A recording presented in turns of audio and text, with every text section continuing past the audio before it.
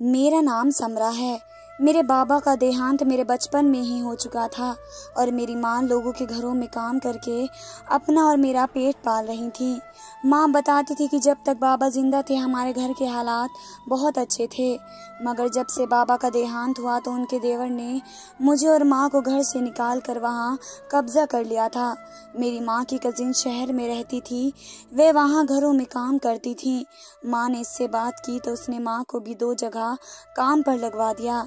इस तरह माँ मुझे लेकर शहर आ गई। माँ को 2 बंगलों में काम तो मिल गया था, मगर रहने को जगह नहीं मिली थी, इसलिए माँ शुरू में अपनी मौसी की लड़की के साथ रहने लगी थी, जिसने माँ को काम पर लगवाया था। मौसी के 3 बच्चे थे, 2 बेटियां और 1 बेटा, और वह विधवा थी। उनकी दोनों बेटियां बड़ी थी मगर पढ़ती नहीं थी। उनमें से एक माँ के साथ काम पर जाती और दूसरी घर पर रुकती थी। मौसी का बेटा 7 साल का था और वह स्कूल जाता था। जब माँ शहर आई इस वक्त मैं 10 साल की थी। वह मुझे मौसी की बड़ी बेटी के पास छोड़कर खुद काम पर चली जाती और शाम को वापस आया करती थी। मैं गांव के स्कूल में पढ़ती थी, मगर जब से हम शहर आए थे मैंने पढ़ाई छोड़ दी थी। माँ कहती थी कि कुछ पैसे जमा हो जाएं और यहाँ के रास्तों से थोड़ी पहचान हो जाए तो तुझे स्कूल में डाल दूंगी। और फिर 2-3 महीने बाद माँ को जब नए बंगले में काम मिला तो वहीं रहने का इंतजाम भी हो गया, क्योंकि वहाँ माँ सुबह से रात तक काम संभालती थी। इसलिए वहाँ के मालिक ने हमें एक कमरा दे दिया। हमारे कमरे के पास 2-3 कमरे और भी थे। बंगले के लगातार नौकर वहीं रहते थे। ये बंगला जिसका था वह शहर के मशहूर बिजनेसमैन थे और उनकी बीवी को किचन संभालने के लिए ऐसी नौकरानी की जरूरत थी जो सफाई के साथ काम करती हो। माँ ने मालकिन को उनकी मर्जी के मुताबिक काम करके दिखाया तो उन्होंने माँ को नौकरी दे दी। मुफ्त रहने के साथ खाना पीना भी मिलता था। अब मसला था वह मेरी पढ़ाई का। एक दिन माँ ने मालकिन से बात की कि मेरी बेटी पढ़ने में बहुत ही अच्छी है और मैं इसे पढ़ाना चाहती हूँ। मालकिन ये सुनकर बहुत खुश हुई कि माँ ने अपनी बच्ची को स्कूल भेजने की बात की। उन्होंने अपनी चौकीदार से कहकर माँ को स्कूल में भेज दिया, जहाँ चौकीदार के बच्चे पढ़ते थे और सबकी पढ़ाई का खर्चा भी मालकिन ही देती थी। माँ उनको बहुत दुआएं देती, क्योंकि ऐसे बड़े दिल वाले लोग हर जगह नहीं रहते। हमें इस बंगले में रहते हुए 4 साल गुजर गए थे। माँ खाने बनाने में इतनी माहिर हो चुकी थी कि मालकिन के एक इशारे पर हर तरह का खाना तैयार कर देती। यहाँ तक कि छोटे मोटे पार्टी के लिए माँ ही खाना तैयार करती थी। मैं 15 साल की थी और 10वीं पूरी होने में 1 साल बाकी था। सब कहते थे कि मैं बहुत ज्यादा खूबसूरत हूँ और कहीं से भी एक गरीब नौकरान की बेटी नहीं लगती, मगर मुझे फक्र था कि मेरी माँ ने मुझे इतनी मेहनत से, अपनी मेहनत की कमाई से पाला है। और शायद यही वजह थी कि ऊपर वाले ने भी माँ को अकेला नहीं छोड़ा था और मालकिन की शक्ल में हमें एक बेहतरीन मददगार भेज दिया था। जब मेरी 12वीं पूरी हुई तो मेरी माँ के कहने पर नर्सिंग कॉलेज में एडमिशन ले लिया। माँ चाहती थी कि मैं मेडिकल फील्ड में जाऊं और नर्स बन जाने पर जॉब कर लूं। फिर माँ ये नौकरी छोड़ देंगी, क्योंकि अब माँ कमज़ोर होती जा रही थी। मेरा दिल करता था कि अब माँ आराम करे और मैं इसी मकसद के तहत पढ़ रही थी। मगर नर्सिंग के 3रे साल में मेरी ज़िंदगी का पहला झटका मुझे लगा। ये मेरी माँ की जुदाई थी। माँ एक दिन किचन में काम करते करते बेहोश होकर गिर गई और फिर माँ को कभी होश ना आया। चौकीदार और उसकी बीवी माँ को अस्पताल लेकर गए तो डॉक्टर ने बताया कि अचानक हार्ट अटैक की वजह से माँ का देहांत हो गया है। मुझ पर यह खबर कयामत की तरह थी। मैं जानती थी कि ज़माना एक जवान अकेली लड़की को सुकून से जीने नहीं देता और मेरा तो माँ के सिवा दुनिया में कोई था भी नहीं। उनके जाने के बाद मुझे समझ नहीं आ रहा था कि क्या करूँ। माँ को मरे हुए अभी 1 हफ्ता गुजर गया था। एक दिन मालकिन ने मुझे बुलाया और पूछने लगी कि अब तुम्हारा क्या इरादा है, तुम क्या करना चाहती हो। मैंने उनसे दरख्वास्त की कि मुझे हॉस्टल में शिफ्ट होना है और पढ़ाई पूरी होते ही मैं जॉब कर लूँगी और आप पर बोझ नहीं बनूंगी। मालकिन मेरी बातें गौर से सुनती रही और फिर कहने लगी कि ठीक है, तुम्हारी माँ ने बहुत सेवा की है हमारी, अब हमारा भी इतना हक बनता है कि हम इसकी बेटी का ख्याल रखें, मगर मेरी एक शर्त है। मैंने उनसे कहा कि बताएं क्या शर्त है। उन्होंने कहा कि मैं तुम्हें हॉस्टल में रहने और पढ़ाई पूरी करने का पूरा खर्चा हर महीने देती रहूंगी, जो तुम हर महीने की पहली तारीख को आकर मुझसे ले जाया करना। मगर शर्त यह है कि तुम्हारी पढ़ाई पूरी होने के बाद मैं कोई सही सा रिश्ता देखकर तुम्हारी शादी कर दूंगी। शर्त सुनकर मेरी जान में जान आई और मैं समझ गई कि वह चाहती हैं कि मैं अपने घर की हो जाऊं ताकि अकेली ना रहूं। और मैं जानती थी कि मालकिन बहुत ही अच्छी औरत है। इस वजह से मैंने उनकी शर्त मान ली और वादा किया कि ऐसा ही करूंगी। आप जहां बेहतर समझेंगी मैं शादी कर लूंगी।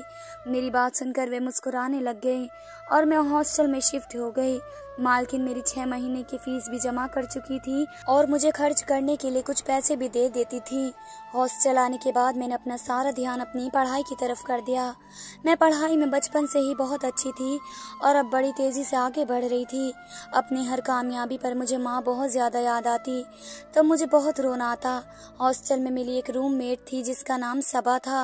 वह मिडिल क्लास घराने से थी और अक्सर मुझसे बातें करने लग जाती थी। इसने अपने बारे में मुझसे बहुत कुछ बताया था। इसका ताल्लुक किसी गांव से था, इसलिए यहाँ हॉस्टल में रहकर नर्सिंग की पढ़ाई और ट्रेनिंग ले रही थी। सबा बड़ी दिलेर लड़की थी। इसके बाबा की गांव में एक छोटी सी दुकान थी और घर में माँ बाबा के अलावा भाई और भाभी रहते थे।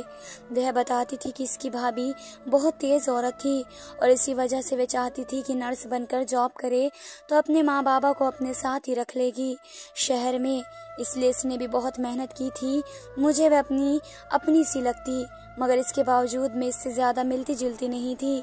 मुझे डर लगता था कि कहीं वह भी मुझसे दूर न हो जाए।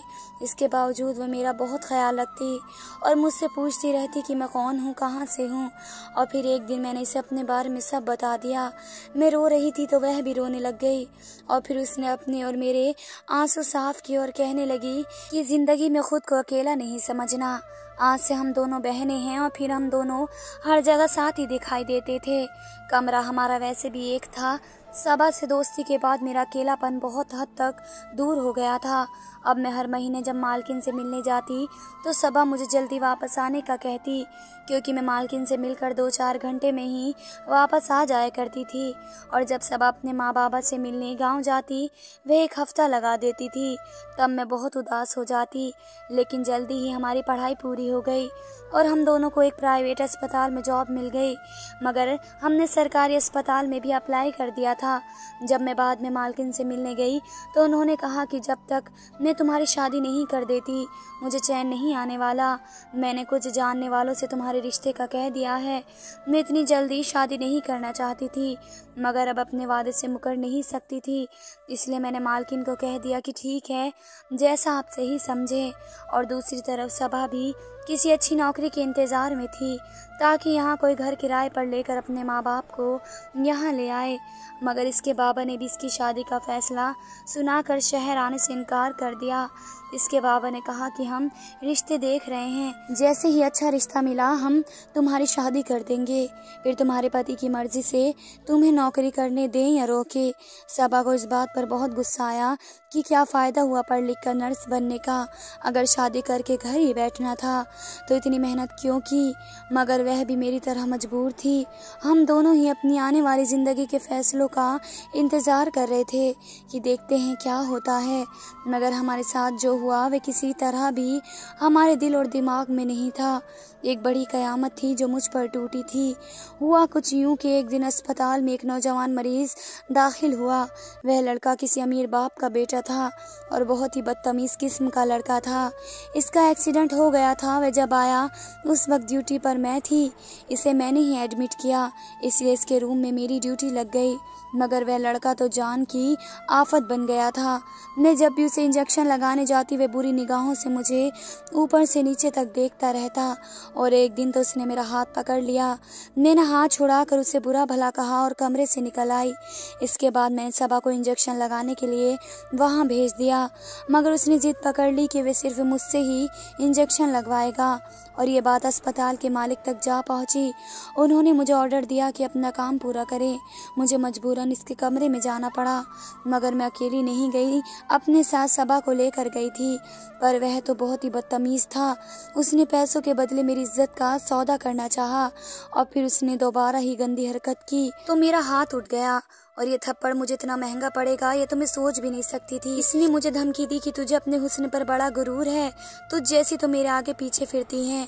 फिर 2 दिन बाद वे डिस्चार्ज हुआ तो मैंने सुकून का सांस लिया, मगर जो होने वाला था वे मेरे गुमान में भी नहीं था। एक दिन मैं अस्पताल से निकली तो वही लड़का मेरे सामने अचानक से आ गया और बहुत तेजी से उसने मेरे चेहरे पर तेजाब फेंक दिया। फिर मेरी जैसे आवाज़ हवा में गूंजने लगी। मैं 1 हफ्ते तक आईसीयू में ही रही। इस लड़के के खिलाफ कानूनी कार्रवाई तो हुई, मगर वे पैसे वाले लोग थे इसलिए बड़ी आसानी से बच निकले, मगर मेरी सारी जिंदगी बर्बाद हो गई। तेजाब से मेरे चेहरे की एक साइड झुलस गई थी।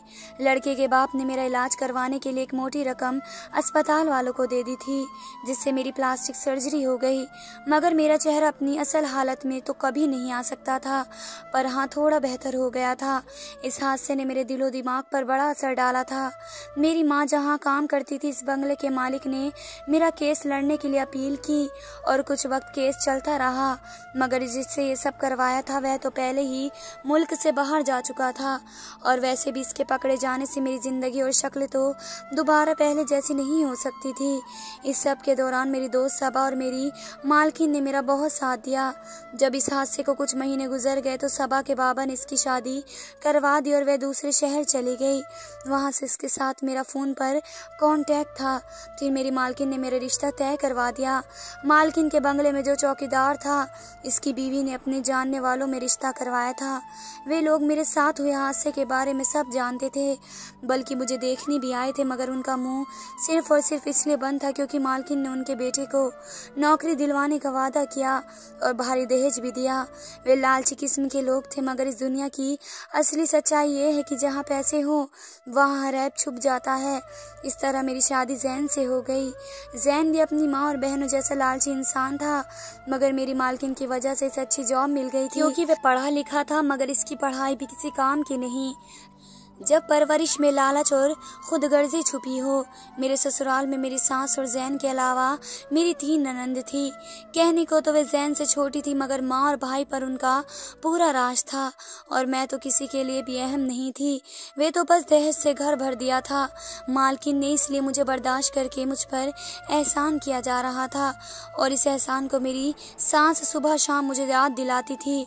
मेरी ननंद थोड़ा बहुत पढ़कर अब रिश्तों के इंतजार में घर बैठी थी और उनका ख्याल था कि पढ़ लिख कर कुछ भी नहीं होता, बस जमाने के साथ चलना आना चाहिए, तब इंसान की पहचान बनती है। इसलिए वे तीनों हर वक्त सर से पैर तक सजी सवरी रहती थी। एक बार मैंने अपनी सास से कहा कि कुंवारी लड़कियों का इस तरह सजना संवरना अच्छा नहीं लगता, क्योंकि आज के ज़माने में लड़की जितनी सादी रहेगी उतनी ही अच्छे रिश्ते मिल जाते हैं। मगर मेरी सास तो मेरे गले ही पड़ गई। कहने लगी कि खुद तो देखो बदसूरत है और अकल भी नहीं, इसलिए मेरी बेटियों से जलती है। इस दिन के बाद से मैंने सास को कुछ नहीं कहा। मैं सारा दिन काम करती, जरा कमर सीधी करने को लेटती तो अपने कमरे में जाती, तो उसी वक्त ननंद या सास की आवाज़ आ जाती, क्योंकि वे लोग शाम की चाय ज़रूर पीते थे और चाय के साथ कुछ ज़रूरी चीज़ होनी भी ज़रूरी थी। कभी समोसे तो कभी पकोड़े बनाकर तैयार करने पड़ते थे। जो हुक्म मिले मैं वही पूरा करती थी और फिर रात के खाने का ऑर्डर मिल जाता। मुझे समझ नहीं आता था कि जैन की तनख्वाह इतनी ज़्यादा भी नहीं थी। इस घर में 2 वक्त का खाना अलग अलग बनता था और रात के खाने में तो कम से कम 2 तरह के पकवान बनने ज़रूरी थे और साथ चावल भी, क्योंकि छोटी ननंद तो रात के खाने में चावल खाना पसंद था। फिर मुझे एक दिन मालूम हुआ कि मेरे ससुर सरकारी ऑफिसर थे और उनकी पेंशन भी आया करती थी और फिर मेरे पति की सारी तनख्वाह भी उनके हाथ में ही जाया करती। उनका बस चलता तो मुझे भी नौकरी पर दोबारा भेज देती, मगर वह तो मालकिन ने मना किया हुआ था। मेरी शादी को 6 महीने गुजर गए, लेकिन मेरे यहाँ औलाद की खुशखबरी नहीं थी। मेरी सास मुझे इस बात के भी ताने देने लग गई और फिर मेरी बड़ी ननंद की शादी पक्की हो गई, जिसके लिए मेरे पति ने कर्ज लिया और मेरी बहन को धूमधाम से विदा कर दिया। अब तो 2 ननंद बाकी थी और मेरी सास चाहती थी कि उनकी शादी भी ऐसे ही हो जाए। मगर इससे पहले मेरी ज़िंदगी में एक और क़यामत टूट पड़ी और मेरे पति का एक्सीडेंट हो गया, जिसमें वे मोहताज हो गए और वे पूरे तौर पर 3 महीने के लिए बिस्तर पर पड़ गए। इस दौरान घर में खर्चों पर बहुत लड़ाई झगड़ा शुरू हो गया और आखिर तंग आकर मैंने सास की इजाज़त से एक अस्पताल में दोबारा नर्स की नौकरी कर ली। सुबह को काम करके मैं अस्पताल जाती और 8 घंटे की ड्यूटी पूरी करके जब वापस आती तो सारे घर का काम मेरे इंतजार कर रहे होते। मैं ही खाना बनाती और सबको खिलाती। मेरी ननद किसी काम को हाथ नहीं लगाती थी। मेरी जिंदगी में सुकून नाम की कोई चीज़ नहीं थी। ऊपर से कर्ज की किस्त भी अदा करनी होती जो ननद की शादी पर जैन ने ली थी। मैंने अस्पताल के डॉक्टर से बात की कि वे जैन की नकली टांग लगवा दें ताकि वह अपनी नौकरी पर जा सके। वहाँ तो वैसे कुर्सी पर बैठकर ही काम करना था, इसलिए मैं चाहती थी कि अगर नकली टांग लग जाए तो मैं अपनी तनख्वाह से पैसे देती रहूँगी। मगर डॉक्टर साहब ने मुझे कहा कि तुम मेरे घर में मेरी बीवी को संभालने की नौकरी कर लो, फिर मैं तुम्हारा ये काम बिल्कुल फ्री में करवा दूँगा। मैंने फ़ौरन हाँ कर दी और दूसरे दिन डॉक्टर के घर चली गई। डॉक्टर की बीवी बीमार थी और मुझे नर्स के तौर पर उसे संभालना था। मगर मुझे 1 हफ्ते में ही अंदाज़ा हो गया कि कोई और नर्स क्यों डॉक्टर के घर में नहीं टिकती। दरअसल डॉक्टर की बीवी मारिया बहुत ही गुस्से वाली औरत थी। वे ना सिर्फ खाना अपनी मर्जी से खाती थी बल्कि बिस्तर पर लेटे लेटे उनको अपने कपड़ों से लेकर बालों की सेटिंग तक उनकी मर्जी की चाहिए होती थी। उनकी सेवा के लिए 2 लोग थे, एक मैं थी और एक दूसरी नौकरानी, जो उनके खाने पीने से लेकर उनके कपड़ों और बाकी चीज़ों की देखभाल करती थी। मगर आहिस्ता आहिस्ता वे मुझ पर भरोसा करने लग गई थी। मुझे उनके पास काम करते हुए 1 महीना गुजर गया था। इस दौरान डॉक्टर साहब ने मेरे पति की नकली टांग भी लगवा दी और वे दोबारा जॉब पर जाने लगे। मगर अब मेरे पति के मिजाज में काफ़ी बदलाव भी आ गया था। अब वे मेरी बहुत इज्जत करने लगे थे। इसी तरह मालकिन के पास काम करते हुए मुझे 2 महीने हो गए और मैं उनके पास 24 घंटे तो नहीं रुकती थी। मेरी ड्यूटी तो सुबह 8 बजे से 3 बजे तक की थी। बस इसके बाद दूसरी नौकरानियां उनको देखती, इसलिए मुझे पता नहीं चला कि अंदर ही अंदर क्या खिचड़ी पक रही है। वे तो एक दिन मुझ पर एक ऐसा राज खुला कि मेरी रूह कांप गई। हुआ कुछ यूं कि मैं एक शाम अपनी ननद के साथ बाजार गई। मेरी दूसरी ननद की शादी थी तो उसके लिए खरीदारी करनी थी। मगर मैंने देखा कि डॉक्टर की बीवी बाजार में किसी औरत के साथ फिर रही थी और हंस हंस कर बातें कर रही थी। मुझे तो अपनी आंखों पर यकीन ही नहीं आया, क्योंकि वह तो बिस्तर पर पड़ी थी और उठकर चल भी नहीं सकती थी। फिर मैंने कैसे देख लिया। मैं यही सोच रही थी कि एकदम भीड़ की वजह से वे मेरी नज़रों से गायब हो गईं। फिर घर आने के बाद मेरा दिमाग उलझा रहा, मगर मैंने किसी से बात नहीं की। और फिर जब दूसरे दिन मैं ड्यूटी पर गई तो मालकिन को रोज़ की तरह बिस्तर पर पड़े देखा तो फिर मुझे और परेशानी होने लगी। मगर कुछ देर बाद मुझे मालकिन ने अपने पास बैठने को कहा। मैं कुर्सी पर बैठ गई। तब वह कहने लगी कि देखो समरा, मैं जानती हूँ तुमने कल मुझे बाजार में देखा था और मुझे ये भी पता है कि तुम परेशान हो कि मैं वहाँ कैसे नजर आई।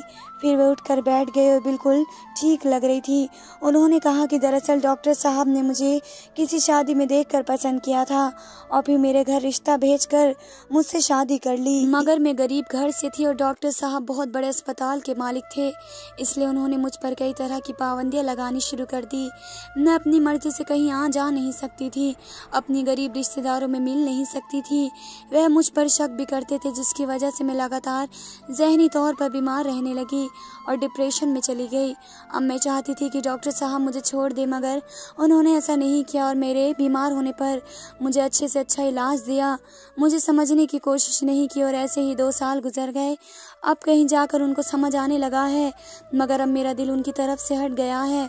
मैं पिछले 6 महीने से बिल्कुल ठीक हूँ, मगर बीमार रहने का ड्रामा करती हूँ कि मैं बीमार हूँ ताकि वे मुझसे दूर ही रहें और दूसरी शादी कर ले। मगर जो है अब तक वे तुम्हारे सामने हैं।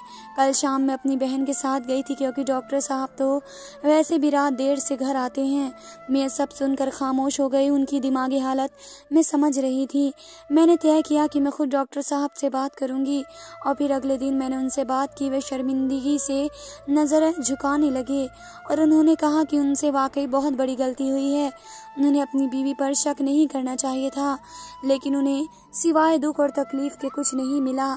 वे कहने लगे, मैं खुद को सुधारने की कोशिश करूंगा। डॉक्टर साहब से बात करके जब मैं घर पहुंची तो मेरी बड़ी ननंद आई हुई थी और वह बहुत रो रही थी। मुझे देखते ही उसने मेरे सामने हाथ जोड़ दिया और माफ़ी मांगने लगी कि भाभी, हमने तुम्हारे साथ बहुत ज्यादती की, मुझे माफ़ कर दो। मैं समझ नहीं पा रही थी कि वह ऐसा क्यों कह रही है। मेरी सास भी रोने लगी और मुझे बताया कि मेरी ननंद के पति ने इसे घर से निकाल दिया है क्योंकि वे पैसों की डिमांड कर रहे हैं। मैंने अपनी ननंद और सास को तसल्ली दी और जैन को कमरे में ले गई। जैन से बात की और अलमारी से अपना जेवर निकाल कर उसे दे दिया कि बहन का घर बचाना ज़्यादा ज़रूरी है। तब मैंने ज़िंदगी में पहली बार जैन की नज़रों में अपने लिए प्यार एहसास देखा। इसने भी अपनी की गई सब गलतियों की माफ़ी मांग ली। कुछ दिन बाद मेरी ननंद का पति खुद आकर घर आया और उसे ले गया। छोटी ननंद की शादी के लिए डॉक्टर साहब और मालकिन से छुट्टी लेने गई तो मैंने देखा कि वे दोनों लोग बैठे हंस बोल रहे थे और बहुत खुश नजर आ रहे थे। जब मैं उनके पास पहुंची तो वे दोनों उठकर खड़े हो गए। डॉक्टर साहब की बीवी ने मेरा शुक्रिया अदा किया कि मेरी वजह से दो टूटे हुए दिल जुड़ गए थे। जब मैं घर आई तो मेरे पति ने मुझे नौकरी छोड़ने का कह दिया क्योंकि वे नहीं चाहते थे कि मैं और काम करूं। आज इस बात को 2-4 साल गुजर चुके हैं। मेरी ननंदे अपने घरों में खुश हैं। सास का देहांत हो चुका है और मेरे आंगन में 2 बच्चे खेलते हैं। मैं कभी कभी डॉक्टर साहब की बीवी और अपनी पुरानी मालकिन से भी मिलने जाती हूँ और सोचती हूँ कि ऐसे अच्छे लोगों के दम से ही दुनिया बसी हुई है। धन्यवाद दोस्तों, उम्मीद करती हूँ आप सबको ये कहानी पसंद आई होगी।